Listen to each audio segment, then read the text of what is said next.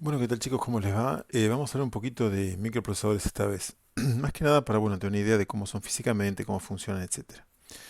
Como ya hemos dicho alguna vez, los microprocesadores son una CPU integrada. Es decir, la unidad central de procesamiento de una computadora convencional integrada en un solo chip. Recordemos, por supuesto, que a través de la historia las computadoras no nacieron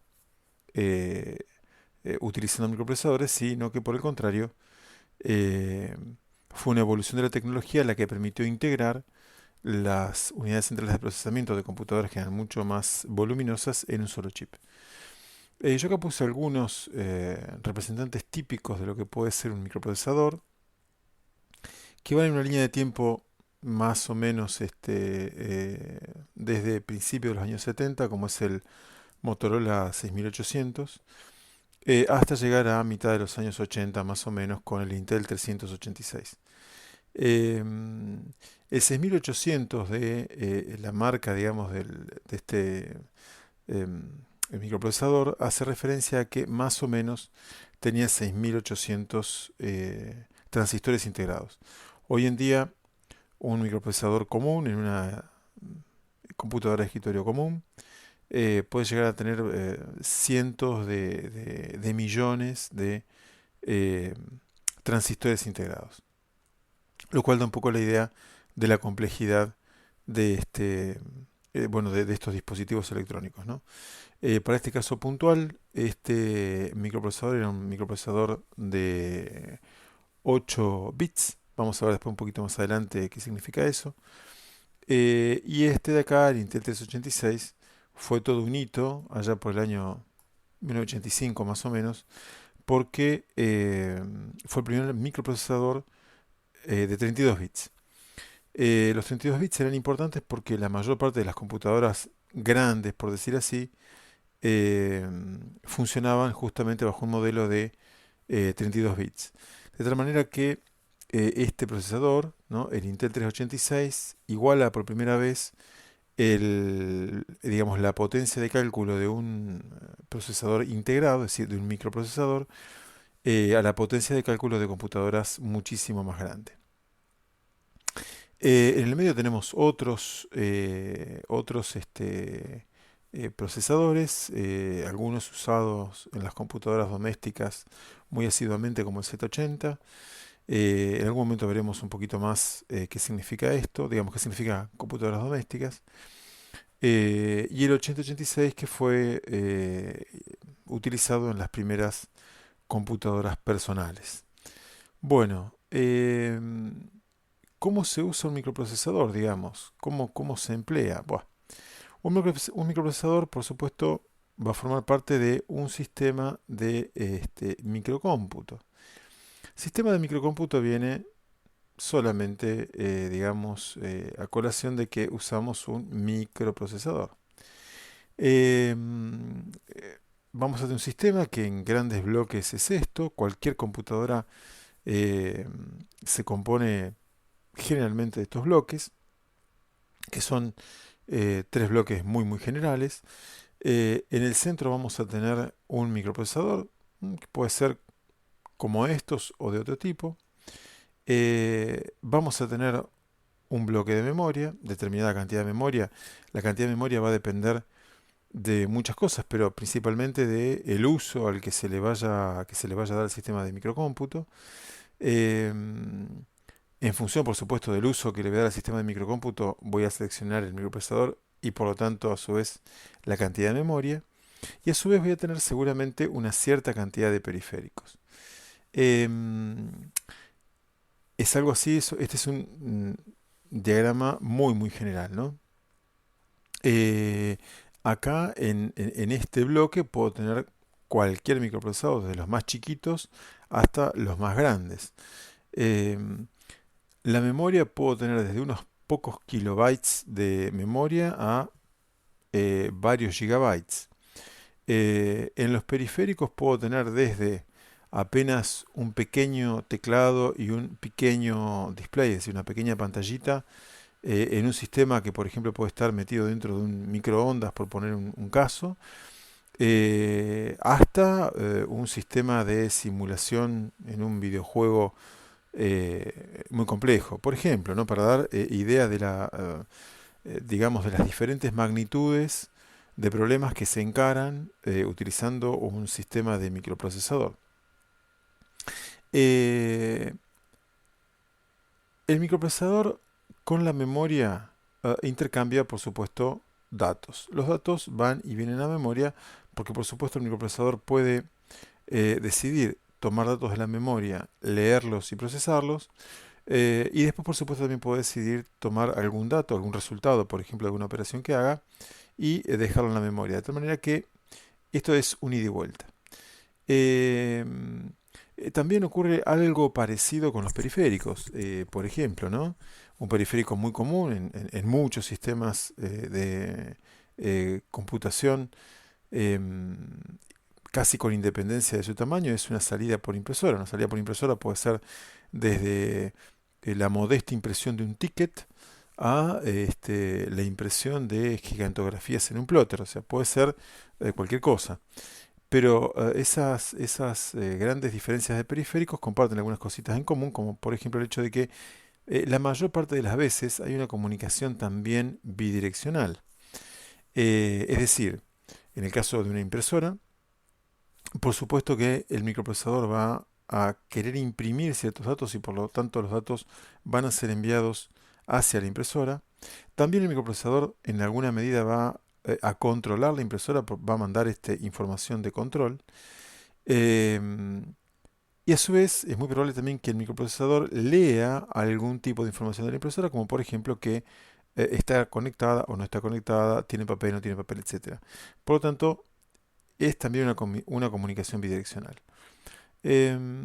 ¿Por qué separamos ambos bloques, ¿no? Si en definitiva hay comunicación bidireccional entre los dos dispositivos. Bueno, separamos estos bloques porque son funcionalmente distintos. Normalmente las memorias también son dispositivos semiconductores, ¿no? También son dispositivos electrónicos, muchas veces con aspectos parecidos a estos, ¿no? Son circuitos integrados. Cuando uno los ve de afuera, tranquilamente podrían ser un microprocesador u otra cosa. Uno ve un chip como esto con 40 patas, por ejemplo. Em, y entonces, bueno, trabajan prácticamente a la misma velocidad que el microprocesador. Son dispositivos muy veloces y se comunican generalmente a la misma velocidad que el microprocesador. Sin embargo, con el resto de los periféricos no ocurre así. Una impresora, ¿no? Entre que imprime una letra y la siguiente, requiere mucho tiempo en comparación, por supuesto, con las velocidades que manejan estos dispositivos. Por lo tanto, existe esa primera diferencia funcional. En el sistema de microprocesador, en algún punto tiene que haber un sistema, que es el sistema de entrada-salida, que adapte la velocidad muy grande del microprocesador a los periféricos que son relativamente lentos.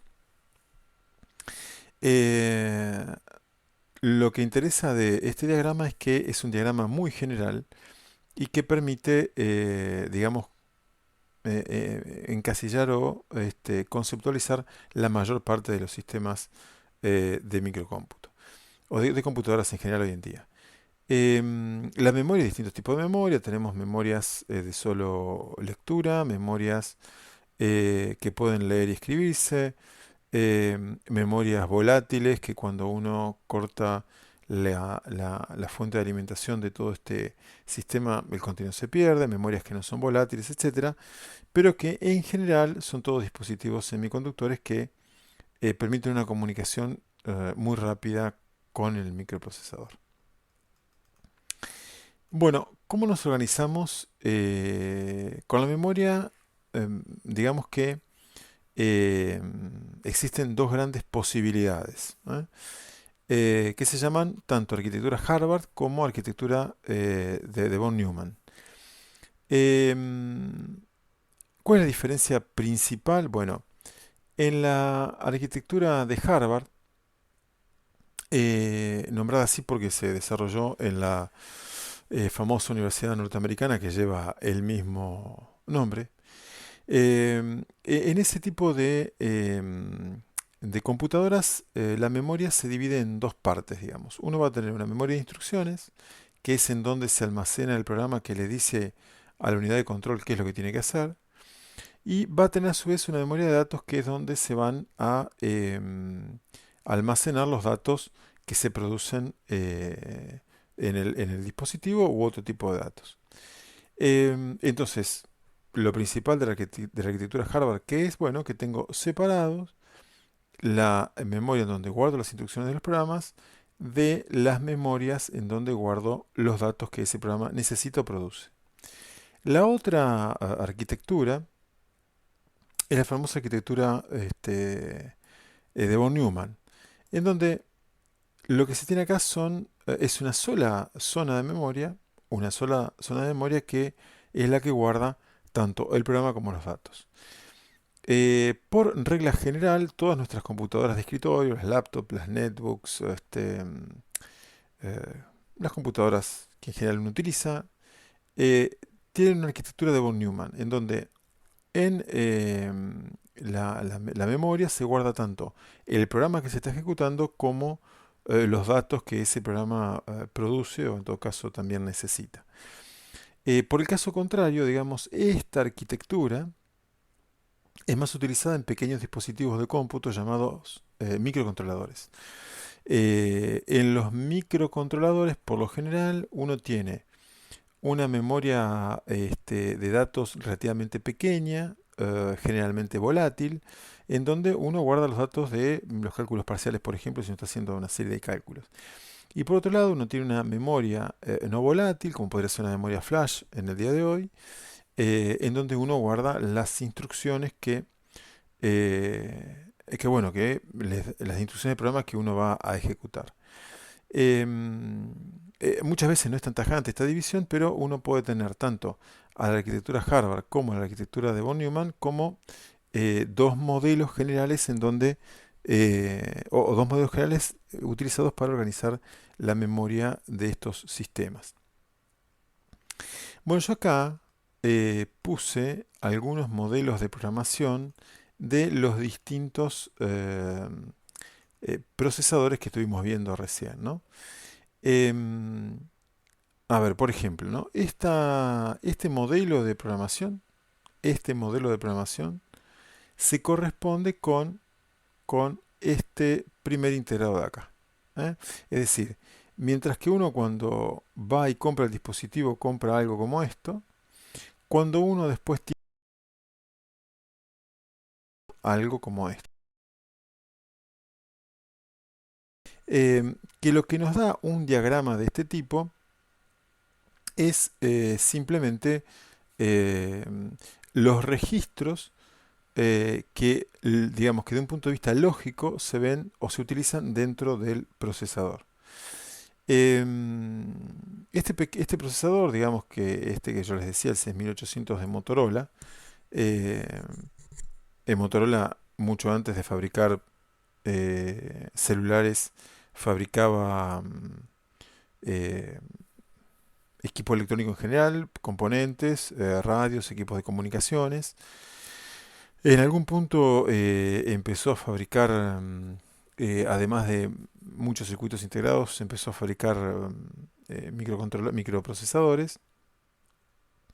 Y cuando probablemente en algún punto de los años 90 comenzó a fabricar em, celulares, teléfonos celulares, el negocio creció tanto que Motorola como marca se dedica hoy en día solo a fabricar teléfonos celulares, mientras que toda la división de Motorola que fabricaba los semiconductores, entre ellos los microprocesadores como el 6800 que estamos viendo acá, pasó a llamarse Freescale, otra compañía que digamos que es la que mantiene la herencia de Motorola en cuanto a la fabricación de semiconductores y subsiste hasta el día de hoy.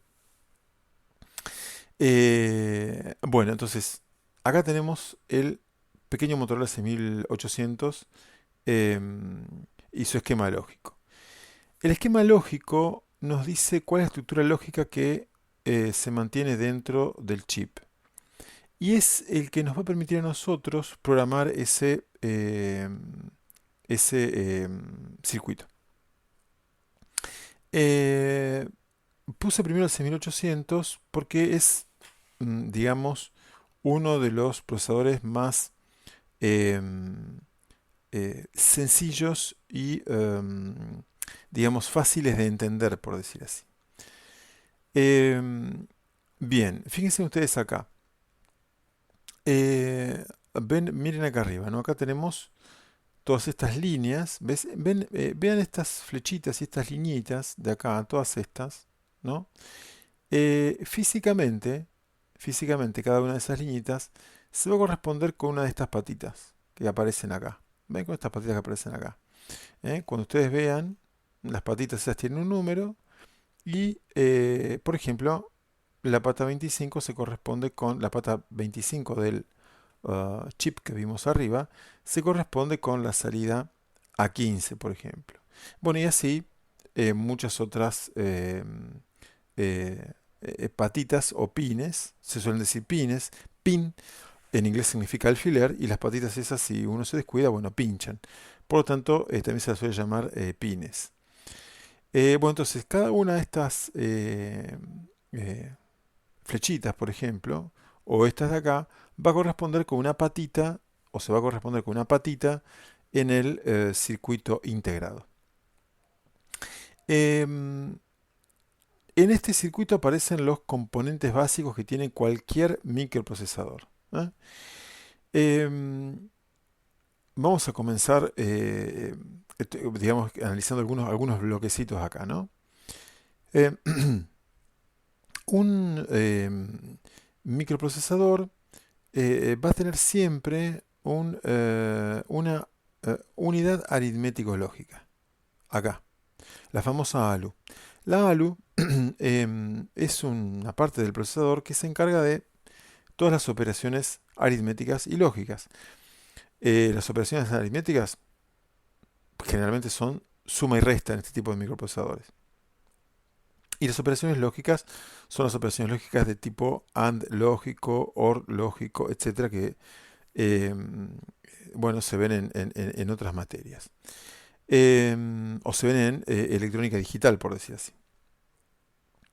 Bueno, todo este bloque de acá, todo este bloque de acá, ¿no? Instrucción, decodificación de instrucción y control, es la parte del microprocesador que a través de este registro de instrucción analiza cada una de las instrucciones del programa, que cada una de las instrucciones del programa que el microprocesador va ejecutando. Ahora vamos a ver cómo es que se hace eso. Eh, y en función de cuál es esa instrucción, genera una cierta cantidad de señales que hacen posible que el microprocesador se comunique con el mundo exterior y con la memoria, básicamente. Eh, Fíjense ustedes acá, ¿no? Acumulador A, acumulador B, registros de código de condición, registro índice, puntero de pila, control de programas. Todos estos registros son en realidad como pequeñas memorias muy chiquitas que están puestas adentro del microprocesador. Fíjense ustedes acá dice registro de índice L, low, bajo. Registro de índice high, alto. Y lo mismo para estos, perdón, para estos otros registros. Em, ¿Qué significa eso? Bueno, que en realidad yo acá tengo registros de 2 bytes. ¿Ah? Son en realidad registros de 16 bits, que por lo tanto van a tener 8 bits. Los primeros 8 bits van a llamarse parte baja y los siguientes 8 bits van a ser la parte alta del registro. Esto con cada uno de estos registros de acá. Em, Fíjense ustedes que yo acá tengo direcciones, ¿no? Tengo direcciones que me van a servir, todas estas líneas de acá. Vamos a omitir por ahora estos bloques, que en realidad son nada más que unos bloques que sirven para reforzar la señal. la señal eléctrica que tengo que mandar para poder comunicarme, por ejemplo, con una memoria. Estos, estos pines de acá son los pines de direcciones que forman en conjunto, todos ellos juntos, el bus de direcciones. El bus de direcciones es un conjunto de líneas físicas, de patitas en el microprocesador y en todo caso de cables que interconectan los distintos componentes, que sirven para direccionar distintas posiciones de memoria en la memoria externa. Nosotros cuando vimos acá, ¿no es cierto? Acá en nuestro, acá, ¿no? Donde vimos nosotros, perdón, acá. Donde nosotros vimos el sistema de microcómputo esquematizado de forma general, el microprocesador se comunica con la memoria. Y se comunica eligiendo de las posiciones de memoria disponibles que tiene, elige la posición de memoria que necesita, y entonces una vez que eligió la posición de memoria que necesita, puede que tenga que leer datos, que significa ir a la memoria y buscar un dato, o puede tener necesidad de escribir un dato, ¿no? Que significa ir a la memoria y guardar un dato ahí.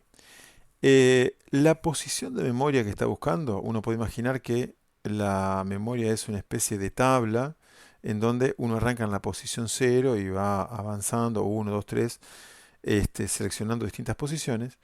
Esas posiciones de memoria se seleccionan a través de el bus de direcciones, que como les decía recién son un conjunto de líneas físicas que sirven para direccionar una posición de memoria.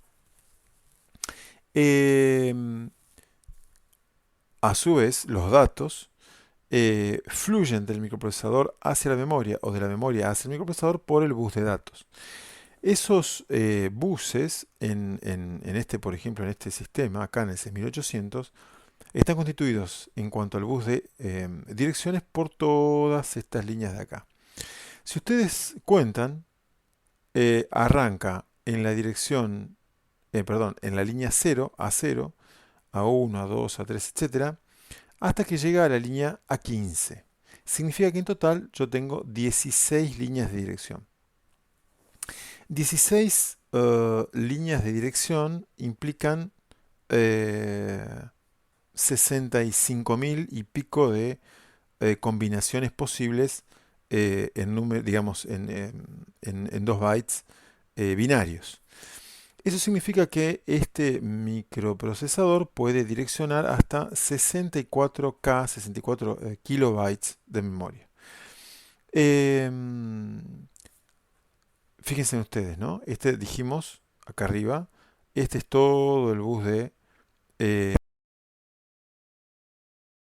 estos dos, fíjense en ustedes, son los reforzadores de señal.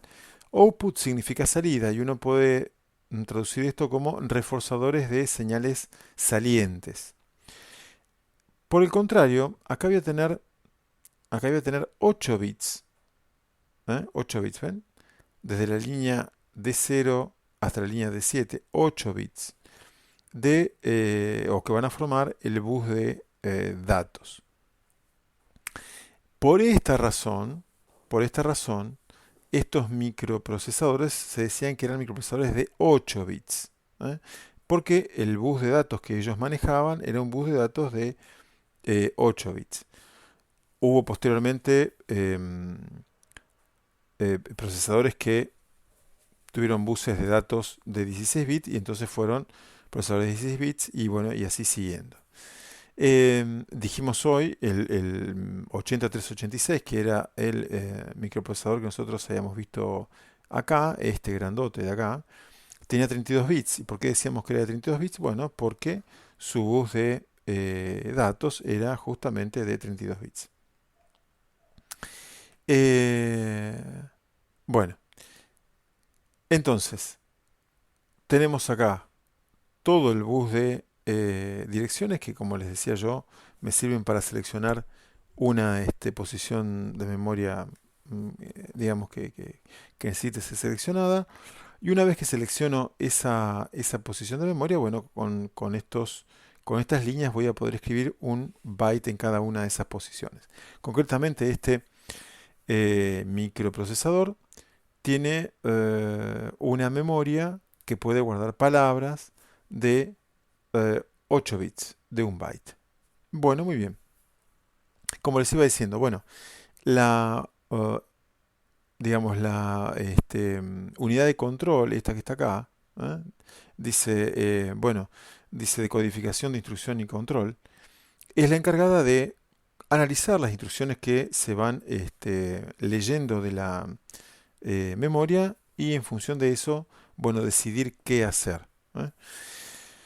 Una vez que la instrucción se ejecuta, pueden ocurrir, por supuesto, muchas cosas. Los resultados en este circuito microprocesador generalmente aparecen en el acumulador A, en este registro de acá.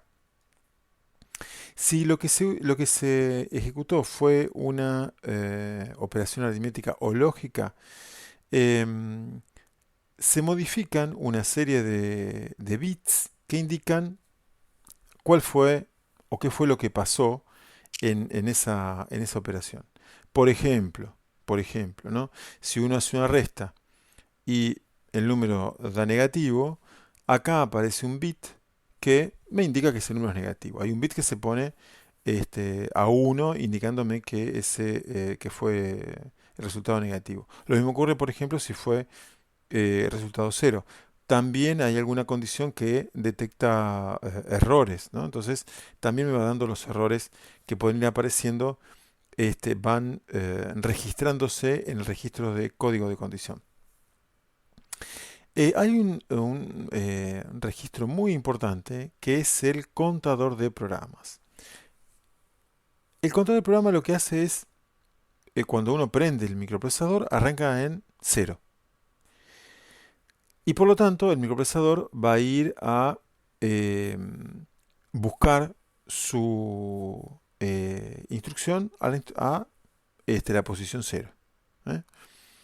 Em, Conforme uno va ejecutando su programa, eh, conforme van sucediéndose las instrucciones, por regla general, este registro de acá va incrementándose de a 1, con lo cual siempre voy accediendo a la posición de memoria que sigue. Eh, Eso por lo general es así, a veces no ocurre porque bueno, hay instrucciones especiales que alteran el comportamiento secuencial de este contador de programas, pero por lo general se va incrementando conforme voy ejecutando instrucciones. Y eso permite que primero busque la instrucción que está en la posición cero de memoria y que se ejecute, que cuando ese se ejecutó, el control del programa se incrementa en 1 y entonces voy a la posición 1 de memoria y extraigo esa instrucción. Y así sucesivamente se van de a 1 registrándose o explorándose, mejor dicho, las posiciones de memoria y se va ejecutando el programa. Por eso, estos microprocesadores lo que hacen es ejecutar de a una instrucción a la vez hasta que terminan con todo el programa. Bueno, este pequeño esquema, digamos, y esta explicación muy, muy rápida de este primer microprocesador, viene a cuenta de que, bueno, los demás modelos son, fíjense en ustedes, un poquito más complejos, ¿no? Acá estoy viendo el 8080, también tenemos una serie de registros, también tenemos una unidad aritmético-lógica, también tenemos una decodificación de instrucción, también tenemos un registro de instrucción, ¿ven? También tenemos un acumulador. ¿Eh? Eh, Acá tenemos el Silox Z80, que también era un procesador digamos, de fines de los 70, principios de los 80, más o menos. ¿Ven? También fíjense ustedes, tenemos acá un contador de programas, un puntero de pila. Es decir, si bien los procesadores van complejizándose, fíjense en acá, nosotros tenemos un 386. Fíjense en cómo se complicó la cosa, ¿no? Es mucho más complejo que los otros. Pero en definitiva, uno siempre tiene componentes o digamos o partes lógicas del microprocesador que, si bien por supuesto se van complejizando conforme digamos, las prestaciones de los microprocesadores avanzan, siempre son comunes a todos ellos. Bueno, espero que haya sido entendido estos conceptos. Lo único que se quiere hacer acá es hacer un paneo de lo que es físicamente un microprocesador, de cómo se usa y un poco del esquema general lógico que tiene. Eh, Pusimos acá, digamos, conceptualizar prácticamente cualquier sistema de microcómputo, desde un pequeño sistema hecho con un procesador muy chiquito hasta sistemas mucho más grandes. El software que pueden correr estos sistemas, vistos así, ¿no? Puede ser desde pequeños sistemas desde pequeños sistemas de computadora sin sistema operativo, con un programa, con un único programa almacenado en memoria, por ejemplo, a sistemas muy grandes, con un sistema operativo complejo, moderno y que pueden correr incluso varios programas muy complejos a la vez. Pero cerrando un poco la cuestión, la idea era dar un pantallazo general de cuáles son las características que comparten todos los sistemas de computadoras basados en microprocesador. Posteriormente iremos profundizando en distintos aspectos que sean de interés. Bueno, esperando de vuelta que se haya entendido, les dejo un gran saludo a todos.